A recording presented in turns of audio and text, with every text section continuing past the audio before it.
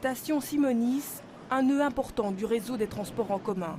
Étonnant de n'y voir poster aucun policier ni aucun militaire. Et pourtant, ils sont bien là.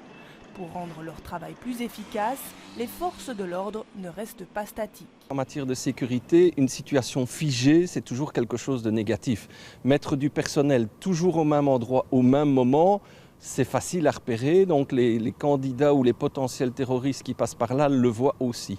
Raison pour laquelle on travaille vraiment avec un système dynamique de sécurité, c'est-à-dire qu'on essaye de varier la présence policière dans les stations de métro.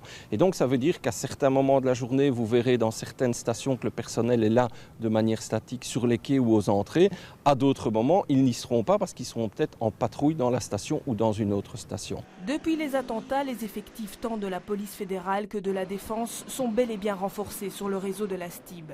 Cette présence en uniforme, ce n'est qu'une partie du dispositif. À côté, il y a les patrouilles en civil et puis la présence quotidienne d'un maître-chien détecteur d'explosifs. C'est pour rendre cet effectif de sécurité plus efficace qu'à la demande de la police, les accès aux stations sont limités. Nous sommes en contact permanent avec les autorités et notamment avec la police et la police des chemins de fer. Et c'est avec eux que les dispositifs qui sont mis en place sont discutés.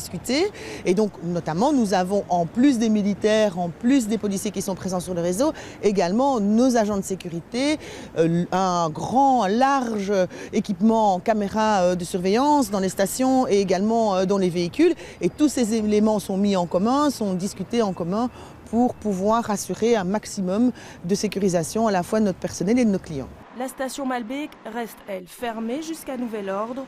Bruxelles Mobilité travaille encore à sa rénovation. La structure n'ayant pas été endommagée, sa réouverture est possible très prochainement.